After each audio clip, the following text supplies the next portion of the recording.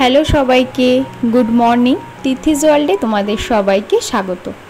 আজকে প্রায় 2 সপ্তাহ পর আবার ফোনটা হাতে নিয়ে সকাল থেকে শুরু করলাম ভিডিও, কিন্তু জানি না কতটা শেয়ার করতে পারবো, কারণ ফোনটা এখনও ঠিক হয়নি। তো তার মধ্যে দিয়েই ভিডিওটা শুরু করলাম। তো কালকে রাত থেকে তো একটানা বৃষ্টি হচ্ছে, আর পরপর 3 দিনই শুনলাম হবে বৃষ্টি। সেই জন্য বেশ একটু ঠান্ডা ঠান্ডা আমেজও কিন্তু পড়ে গেছে। ঠান্ডা পড়তে না পড়তেই আমারও ভয় শুরু হয়ে গেল মাম্মাকে নিয়ে, কারণ আগের বার শীতে যা পরিস্থিতি হয়েছিল জানি না এবার কি হবে। তাই প্রথম থেকেই চেষ্টা করছি যতটা সাবধানে ওকে রাখা যায়। তো যেহেতু একটু ঠান্ডা রয়েছে, মাম্মা একটু দেরি করেই ঘুম থেকে উঠছে। তো এদিকে আমি সকালে চাটা খেয়ে নিলাম, আর মাম্মাকে আজকে সকালে দেবো একটু চিড়া সিদ্ধ, কারণ এখনও দিন দিন বড় হচ্ছে, খাওয়া নিয়ে প্রচণ্ড বায়না করছে, একঘেয়ে খাবার একদমই আর খেতে চায় না। তাই ভাবলাম একটু চেঞ্জ করে সকালের দিকটা ওকে একটু চিড়া সিদ্ধ দিই। তাই চিড়েটাকে একটু ধুয়ে জলে ভিজিয়ে রাখলাম। ততক্ষণে দুপুরে রান্নার জন্য যা যা জোগাড় করার সেগুলোও একটু করে নেব। কালকেই বাজার থেকে এই লাল শাক, শাপলা এগুলো এনেছিল। এগুলো যেহেতু কেটে রাখাটা একটু সময় সাপেক্ষ ব্যাপার, মানে যেদিন বাজার করে আনে সেদিন কেটে রান্না করে আমাদের 9টার মধ্যে যেহেতু সবাই কাজে বেরিয়ে যায়, সেটা তো সম্ভব হয় না। তাই কালকে হাতে সময় ছিল বলে কালকেই কেটে রেখে দিয়েছিলাম। তাই আজকে সকাল সকাল এগুলোকে একটু ধুয়ে রেডি করে রাখলাম, মা এসে রান্নাটা করে নিতে পারবে। আর এই বৃষ্টির ওয়েদারে সকালবেলা একটু খিচুড়ি হলে তো আর কোনো কথাই নেই। তাই সকালবেলা আজকে আমরা খাবো খিচুড়ি। তাই পাশে হাঁড়িতে খিচুড়িও চাপিয়ে দিয়েছি। আর এদিকে 10 মিনিটের মধ্যে চিড়েটাও একটু নরম হয়ে গেছে, দুধ আর মিষ্টিটাও জাল দিয়ে নিয়েছি। এরপর জলের থেকে চিড়েগুলোকে ভালো করে চেপে নিয়ে দুধের মধ্যে দিয়ে 2 মিনিট মতন একটু জাল দিলেই কিন্তু একদম থকথকে মতন হয়ে যাবে। তো ঠান্ডা হলে মাম্মাকে খাইয়ে দেবো।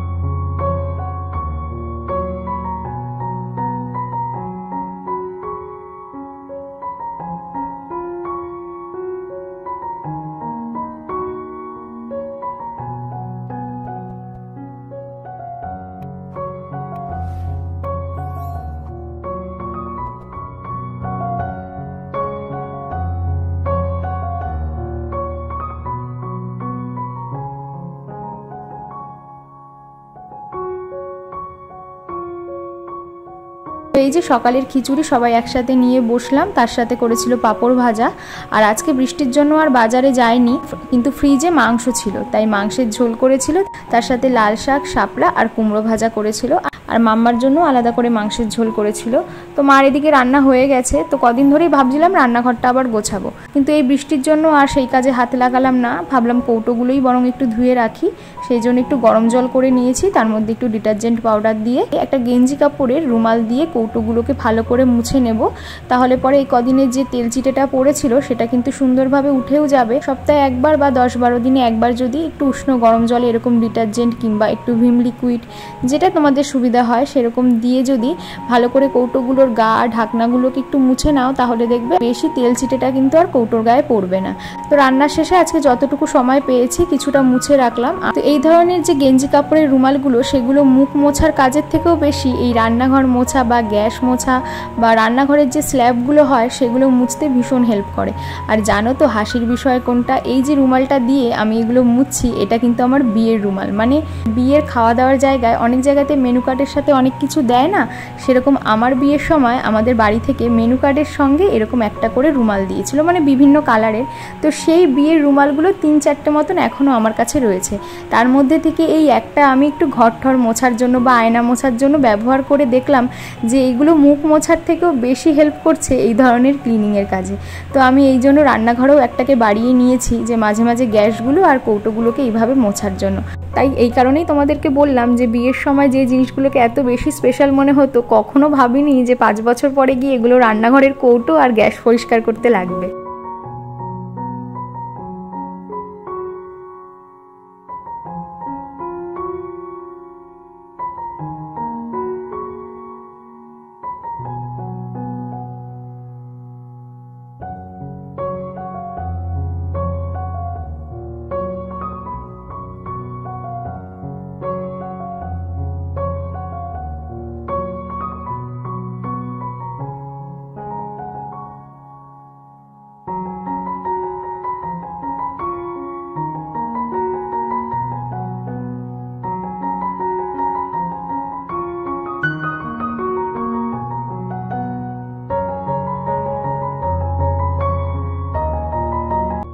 এরপরে তো স্নান করতে যাব, কিন্তু মাম্মা ঘুমিয়ে পড়াতে ভাবলাম একটু সময় পেয়েছি, সেই জন্য আমি যে 2 দিন আগে হাতে নেল এক্সটেনশন করেছিলাম সেটাকে আবার তুলে রিফিলিং করলাম। যেহেতু মাম্মা ছোট, মাম্মাকে সামলাতে হয়, তার সাথে জলের কাজ আমার প্রচুর করতে হয়, সেই জন্য এখন আর আমি নিজের হাতে করি না। কিন্তু সামনেই যেহেতু পুজো আসছে, তাই 2-1টা করে কাজও পাচ্ছি, তাই ভাবলাম মাঝে মাঝে একটু প্র্যাকটিস করলে নিজেরও একটু হাতটা চালু থাকে, সেই জন্য নিজের হাতেই করেছিলাম 2 সপ্তাহ আগে। তারপরে আমি আবার একবার রিফিলিং করেছিলাম মাঝে, আবার 1 সপ্তাহ রেখে এখন আবার রিফিলিং করছি। তো ভেবেছি একটু সময় পেয়েছি যখন কোনো একটা আর্ট আবার নতুন তুলবো, কিন্তু অতটাও সময় ছিল না যে মাম্মা যদি উঠে যায় ওকে তো খাওয়াতেও হবে, তাই কোনো রকম আর্ট না করে নর্মাল আমি একটা রেড কালার অ্যাপ্লাই করে নিয়েছি। তো পরে ভাবলাম আবার অন্য সময় বসে কিছু আর্ট তুলবো। তো যাই হোক, কেমন লাগছে অবশ্যই বলো। একদম ন্যাচারাল রাখারই চেষ্টা করেছি, দেখে যাতে মনে না হয় এটাতে কোনো আর্টিফিশিয়াল নেল বসানো রয়েছে।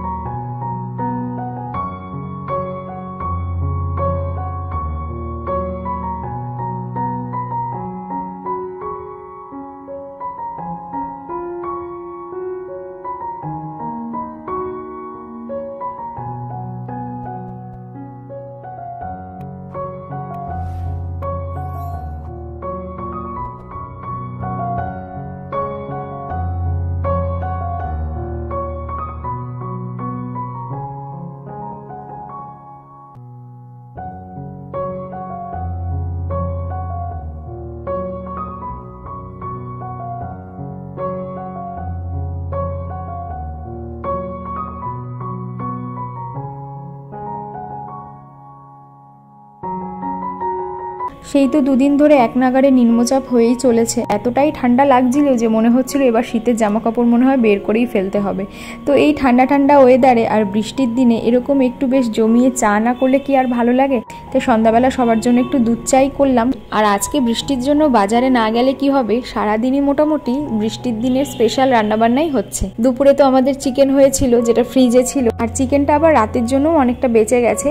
তাই রাতের বেলা চিকেনের সাথে গরম গরম লুচি করব, যদিও আটারই লুচি। এখন আটাটা মেখে রেখে যাব, রাত্রিবেলা খাওয়ার আগে দিয়ে ভাজবো। আর এই 2 দিনের বৃষ্টিতে কোনো জামা কাপড়ই ঠিকঠাক শুকোচ্ছে না, সেই জন্য একবার ওপরে একবার নিচে এই চলছে। কবার যে বৃষ্টিতে ভিজেছি তার কোনো হিসেব নেই। তো এখন আবার কিছু জামা কাপড় ওপরে নিয়ে আসলাম, এখানে একটু মেলে দিয়ে ফ্যানটা চালিয়ে দেব, আস্তে আস্তে শুকিয়ে যাবে। আর এখন সন্ধ্যাবেলা মাম্মা যেহেতু ঘুমিয়ে পড়েছে, আবার একটু বসলাম নেল আর্ট করতে। আর কি বলতো, এই নেলের ব্যাগটা নিয়ে বসলে পরে সব কিছু সামনে থাকলে চট করে বসে কয়েকটা ডিজাইন তোলা যায়, নয়তো আজ করছি কাল করছি করে আর করা হয় না। তাই টুকটুক করে সন্ধ্যাবেলা থেকে 6-7টা মতন ডিজাইন তুলেছি।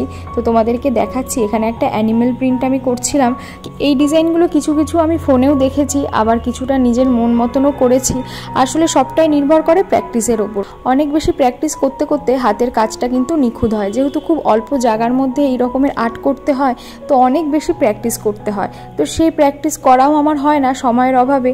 তো যখন একটু বসি তখন অনেক রকম ইচ্ছা হয় করতে, কিন্তু ওই যে মাম্মা উঠে যায়, মাম্মা এসে সব ধরে এলোমেলো করে দেয়, সেই জন্য আর হয় না করা।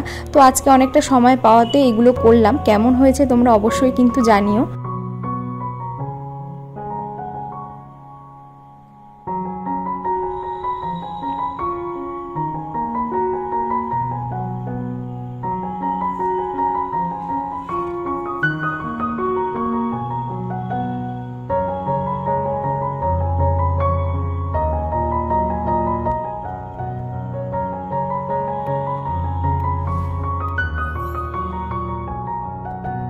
আর এই তো এই করতে করতে অনেকটা রাত হয়ে গেছে, এবার সবাই ডিনার করতে বসবো।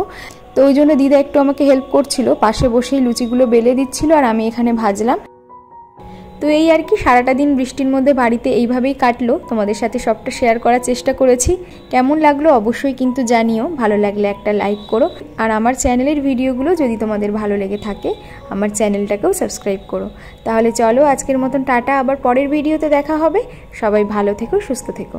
Thank you.